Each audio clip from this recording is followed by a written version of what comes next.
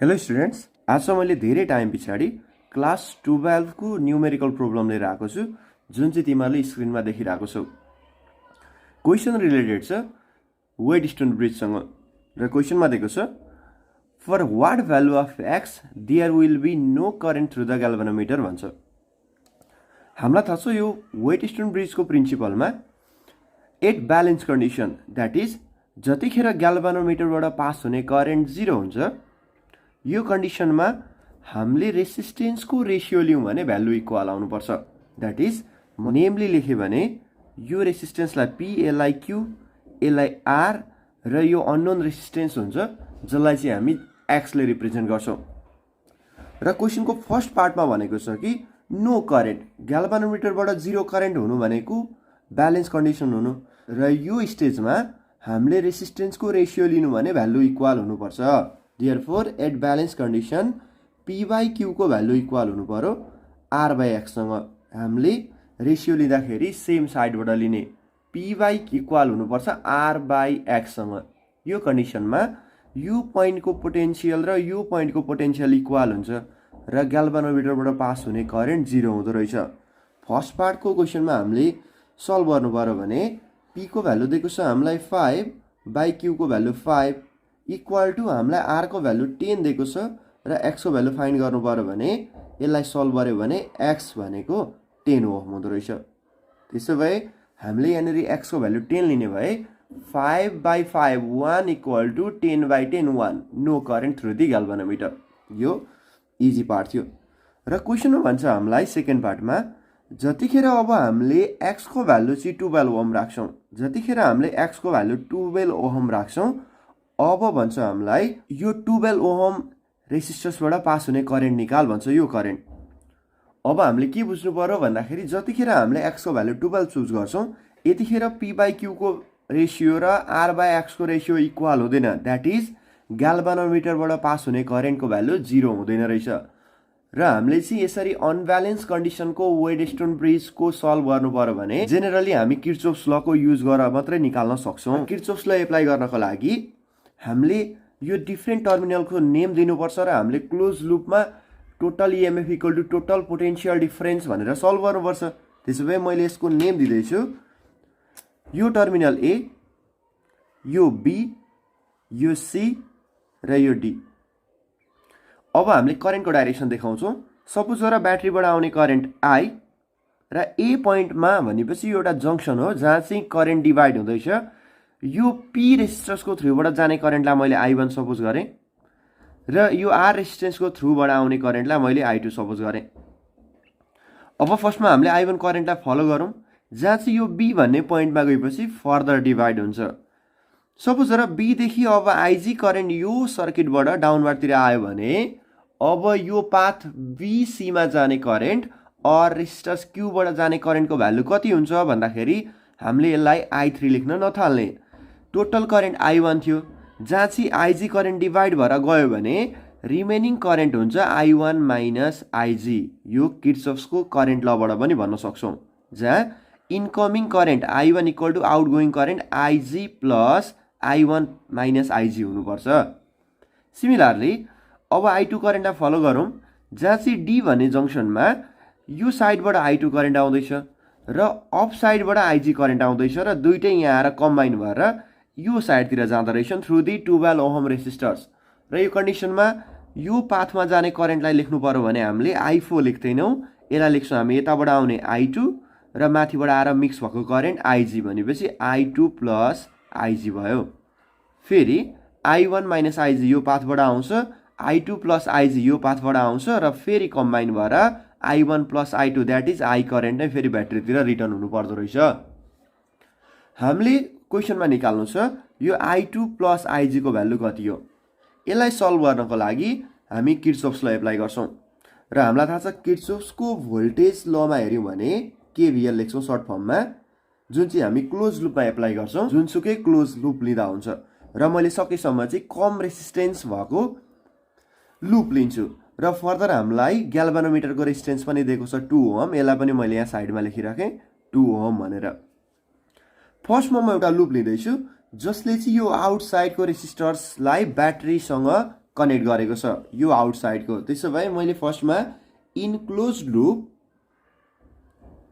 बाहिर बाहिरकोमा हेऱ्यौँ भने हामी लेख्न पाउँछौँ आउटर कभरमा एबिसिए, यो एबिसिए एबिसिए भने क्लोज लुपमा ले भने हामीलाई थाहा छ summation E equal to summation IR हुन्छ, application of Kirchhoff's voltage law. र मैले लिएको डिरेक्सन पनि यसरी छ किनभने हामीले त डिरेक्सन पनि म्याटर गर्छ यसको लागि। यो क्लोज लुपमा इएमएफ एउटा मात्रै छ र हामीले मुभ गरेको डिरेक्सनमा हेऱ्यौँ भने हामी यो पाथमा आउँदैछौँ। हामी यो पाथमा आउँदाखेरि ब्याट्रीको माइनसदेखि प्लसमा जम्प गर्छौँ भने इएमएफलाई लिन्छौँ हामी प्लस। हामीले यो डिरेक्सनमा मुभ गरेको भए ब्याट्रीको प्लसदेखि माइनस पर्थ्यो भनेपछि इएमएफलाई लिनु पर्थ्यो नेगेटिभ। तर अहिलेको कन्डिसनमा त हामी यो पाथमा हिँड्दैछौँ, यो पाथमा हिँड्दाखेरि इएमएफको भ्यालु हुन्छ plus minus two plus plus. त्यसो भए इएमएफ छ 10 इक्वल टु, अब हामीले यहाँबाट फलो गर्दै जाउँ, यो पाथमा आयौँ हामी यो पाथमा। त्यसो भए फर्स्टमा हामीले करेन्ट I1 मिट गर्छौँ जुन चाहिँ हाम्रै डिरेक्सनमा सेम डिरेक्सनमा 5 ओमको रेजिस्टर्सबाट पास भएर जाँदैछ। त्यसो भए फर्स्टमा यो टर्मिनलमा ड्रप भएको पोटेन्सियल निकाल्नु पर्यो भने भ्यालु हुन्छ I1 into 5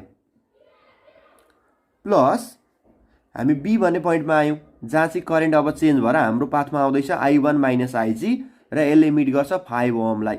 same डाइरेक्सनमा current positive र रेसिस्टेन्स छ 5 भनेपछि यो क्यू भन्ने रेसिस्टर्समा ड्रप भएको भोल्टेज निकाल्नु पर्यो भने I1 minus IG current time resistance 5।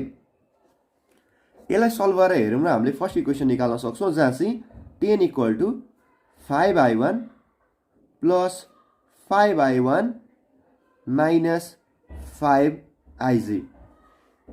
यहाँबाट हामीले सल्भ गऱ्यौँ भने 10 equal to 10I1 minus 5IG हुँदो रहेछ। मैले बोथ साइडमा 5 ले डिभाइड गरिदिएँ भने यो 2 equal to 2 equal to 2I1 minus IG हुँदो रहेछ। र मैले यसबाट I1 को भ्यालु निकाल्नु पर्यो भने 2 प्लस IG बाई 2 हुँदो रहेछ जसलाई चाहिँ I1 भनेर लेख्यौँ र इक्वेसन नम्बर दियौँ 1। एउटा क्लोज लुपको काम सक्यो। र फेरि जान्छौँ हामी एनदर क्लोज लुपमा, तर योचोटि हामीले अर्को लुप लिन्छौँ जुन चाहिँ यहाँबाट यो तलको रेजिस्टर्स दुईटा रेजिस्टर्स र सेल कनेक्ट हुने गरी अर्को लुप लिने। त्यसो भए म लिन्छु इनक्लोज लुप ADCA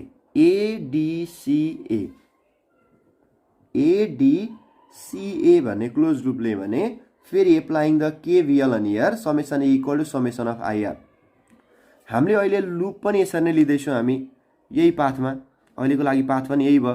त्यसो भए हामीले हिँडेको पाथमा इएमएफसँग इन्काउन्टर गर्छौँ एउटा छ जुन चाहिँ फेरि -2 प्लस नै आउँदैछ भनेपछि फेरि यो पाथमा पनि इएमएफको भ्यालु भयो 10 इक्वल टु, अब करेन्ट हेर्न थाल यहीँबाट हेर्दा हुन्छ यो पाथमा जहाँबाट लिँदा पनि हुन्छ। मैले यही पाथबाट सुरु गरेँ जहाँ चाहिँ करेन्ट फर्स्ट I2 ले रेसिस्टेन्स 10 ओमलाई मिट गर्दैछ। त्यसो भए हामीले मुभ गरेको डिरेक्सनमै करेन्ट आउँदैछ र रेसिस्टर छ 10 ओम भने यो R भन्ने रेसिस्टर्समा ड्रप भएको पोटेन्सियल ड्रप निकाल्नु पर्यो भने भ्यालु हुन्छ I2 इन्टु 10 रेसिस्टेन्स छ 10 ओम प्लस यहाँ ड्रप भएको पिडी निकालेपछि अब यता हो हाम्रो पाथ त यता आउनु पर्यो यसरी। त्यसो भए अब डी भन्ने पोइन्टमा आउँदाखेरि करेन्ट चेन्ज भएर I2 प्लस IG भयो। हाम्रै पाथमा हिँड्दैछ भनेपछि यसलाई डाइरेक्ट पोजिटिभ इन्टु यसले मिट गर्ने रेसिस्टेन्स हेऱ्यौँ भने यो रेसिस्टेन्स X जसको भ्यालु क्वेसनमा दिएको छ हामीलाई 12 ओम। त्यसो भए यसलाई सल्भ गरेर एनदर इक्वेसन निकालौँ जहाँ चाहिँ 10 equal to 10I2 plus 12I2 plus 12IG। Solve गर्ने further 10 equal to 10 plus 12 22I2 plus 12IG और मैले 2 ले डिभाइड गर्दा हुन्छ यसमा 5 equal to 11I2 plus 6IG र यहाँबाट हामीले I2 को भ्यालुलाई लेख्न सक्दो रहेछौँ 5 minus 6IG by 11 equal to हुन्छ I2 इक्वेसन नम्बर 2। अब थर्ड इक्वेसन जहाँ निकाल्छौँ I1 र I2 को भ्यालु सब्स्टिट्युट गर्न इजी हुने भएर मैले डाइरेक्टली इक्वेसन 1 बाट I1 को भ्यालु निकाल्दैछु र इक्वेसन नम्बर 2 बाट I2 को भ्यालु निकाल्दैछु IG को टर्ममा, बोथ IG को टर्ममा छ। अब दुईटा इक्वेसन निकालेपछि थर्डमा अब हामी कुनै एउटा लुप लिन्छौँ जहाँ चाहिँ फर्दर हामीले लुप ABDA लिँदा पनि हुन्छ और हामीले BCDB जुन लिँदा पनि हुन्छ। हामीसँग अर्को पनि लुप छँदैछ दुईटा फर्दर। अब हामी कुनै एउटा लुप लिने र यसको सोलुसन गरेर एन्सर निकाल्न सक्छौँ। अब मैले लिने third loop enclosed loop ABDA नै लिँदैछु ल। ABDA भन्ने क्लोज लुपमा नेम पनि मैले ABDA लिन्छु भने मेरो पाथ पनि यस्तो हुनुपर्छ ABDA। हामी यसरी क्लकवाइजमा जाँदैछौँ। यसमा पनि हामीले केबिएल एप्लाई गर्ने जहाँ चाहिँ समेसन E इक्वल टु हुन्छ समेसन अफ IR। यो लुपमा कुनै EMF को सोर्स छ भन्दाखेरि नो, कुनै ब्याट्री अर सेल कनेक्ट गरेको छैन, त्यसो भए EMF त 0 हुनु पर्यो। इक्वल टु अब करेन्ट र रेसिस्टेन्सको सम भनेको द्याट इज पोटेन्शियल डिफरेन्सको सम 0 हुनु पर्दो रहेछ। अब हामीले कहाँ पोटेन्शियल ड्रप हुँदैछ यसलाई हेर्दै जाउँ। फर्स्टमा हामी A देखि B, B देखि D र D देखि A मा आउँदैछौँ, ABDA। त्यसैले फर्स्टमा A देखि स्टार्ट गरौँ मुभ गर्नको लागि। I1 A डिरेक्सनमा जाँदैछ, हामी पनि यतैतिर। त्यसो भए फर्स्टमा I1 into 5 current into resistance I1 into 5 plus हामी B भन्ने पोइन्टमा पुग्यौँ जहाँ चाहिँ करेन्ट आउँदैछ डाउनवर्डतिर IG करेन्ट आउँदैछ IG इन्टु यसले मिट गर्ने ग्याल्भनोमिटरको रेसिस्टेन्स 2। त्यसो भए IG इन्टु 2। अब हामी D भन्ने पोइन्टमा आयौँ र फर्किनु छ A तिर, क्लोज लुप A तिर। हामी यो डिरेक्सनमा जाँदैछौँ, I2 अपोजिट डिरेक्सनमा आउँदैछ। त्यसो भए हामीले मुभ गर्ने डिरेक्सन र करेन्टको डिरेक्सन अपोजिट हुँदाखेरि करेन्ट लिन्छौँ हामी माइनसमा। त्यसो भए यो कन्डिसनमा चाहिँ करेन्ट भयो I2 नेगेटिभ इन्टु यसले मिट गर्ने रेसिस्टेन्स 10। त्यसो भए भ्यालु आयो 0 equal to 5I1 plus 2IG minus 10I2 हुँदो रहेछ। और यसबाट म अब I1 र I2 को भ्यालु पुट गर्छु इक्वेसन नम्बर 1 एन्ड 2 बाट अहिले सल्भ गर्दै गरेको इक्वेसनमा। और 0 इक्वल टु 5 इन्टु I1 को भ्यालु तिमीले इक्वेसन नम्बर 1 मा देखिरहेको छौ, जसको भ्यालु छ 2 प्लस IG/2 प्लस 2IG लाई एज इट इज छोडिदिने माइनस 10 टाइम्स I2 लाई पनि IG को टर्ममा कन्भर्ट गर्यौँ भने छ भ्यालु 5 माइनस 6IG/11 और 0 equal to 5 to 10 plus 5IG multiply गरेर लेख्ने by 2 plus 2IG as it is minus 10 ले मल्टिप्लाई गर्यो भने 10 5 50 माइनस माइनस प्लस 6IG छ। 6IG भनेपछि प्लस 60IG/11 हुने पर्यो। अब हामीले आरएचएसमा भएको भ्यालुको सबैको एलसिएम लिदियौ जहाँ चाहिँ 0 इक्वल टु एलसिएम 11 र 2 को 22। यो फर्स्ट टर्मलाई 11 ले मल्टिपल गर 11 10 110 प्लस 11 5 55IG प्लस टोटल 22 ले मल्टिप्लाई गर्छौं किनभने यसको डिनोमिनेटरमा 1 छ भ्यालु 22 2 44IG माइनस 50 लाई मल्टिप्लाई गर्नु पर्यो 2 ले 52 100 प्लस 260 120IG। हाम्रो भ्यालु आयो यति र यो 22 यता आउँदाखेरि 0 भइहाल्यो र यसलाई हामीले सल्भ गर्यौं भने 0 इक्वल टु यसमा भ्यालु सम गर्ने 110 माइनस 100 भनेपछि 10 प्लस IG को भ्यालु कति आयो जहाँ चाहिँ 120 प्लस 55 प्लस 44 एड गर्ने टोटल भ्यालु अफ IG हुँदो रहेछ 219 IG और 219 IG इक्वल टू सल्भ गर्यो भने माइनस 10 और IG इक्वल टू हुँदो रहेछ माइनस 10/219। यसको भ्यालु आयो minus 0.0456 ampere. That is IG को भ्यालु नेगेटिभ आउन सक्छ किनभने हामीले यो फिगरमा ड्र गर्दाखेरि करेन्टलाई हामीले डाउनवार्डतिर देखाएको थियौँ आइजी, तर एक्चुअली करेन्ट भनेको चाहिँ यो डी भन्ने पोइन्टदेखि अपवार्डतिर जाँदो रहेछ र वेट स्टोन ब्रिजमा आइजीको भ्यालु मात्रै नेगेटिभ हुनसक्छ, केयर गर्ने। यो पोइन्ट सीबाट कहिले पनि करेन्ट यतातिर आउँदैन ब्याट्री यसरी कनेक्ट गर्दाखेरि। हामीले यसरी सर्किटलाई कम्प्लिट गरेपछि सल्भ गर्दाखेरि हामीले I1 और I2 कुनै भ्यालु नेगेटिभ आउँछ भने तिमीहरूले बुझ्ने अलरेडी सल्भिङमा प्रब्लम भइसक्यो। आइजीको भ्यालु नेगेटिभ आउन सक्छ किनभने आइजी त बोथ डाइरेक्सनमा पोसिबल छ, तर I1 त सधैँभरि यता नै जानुपर्छ, ब्याट्रीको पोजिटिभ टर्मिनल यो साइडमा छ भने।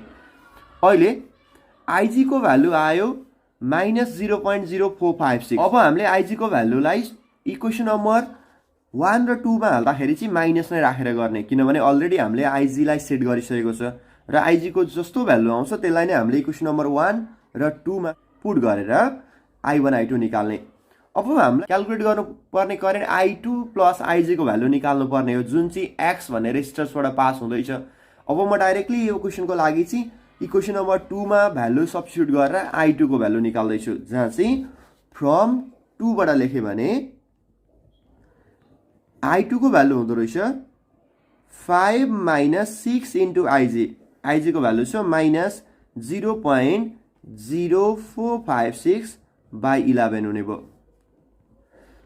5 प्लस माइनस माइनस प्लस हुन्छ, यो भ्यालुलाई मल्टिप्लाई गरेर नै आउँदो रहेछ 0.2736 बाई 11। सबै भ्यालु सल्भ गरेर हेरौँ, टोटल भ्यालु अफ I2 आयो 0.479 एम्पियर। र एकर्डिङ टु क्वेसन हामीलाई चाहिँ I1 पनि सोधेको भए हामी I1 पनि इक्वेसन नम्बर 1 बाट भ्यालु सब्स्टिट्युट गरेर निकाल्न सक्थ्यौँ, तर यो क्वेसनको रिक्वायरमेन्टमा हामीले I2 प्लस आइजी को भ्यालु निकाल्नु पर्ने भएर मैले अब लेख्दैछु therefore is I2 plus IG, that is I2 को भ्यालु छ 0.479 प्लस आइजी को भ्यालु आएको छ -0.0456। सल्भ गरेर हेर्ने टोटल भ्यालु आउँदो रहेछ 0.434 एम्पियर।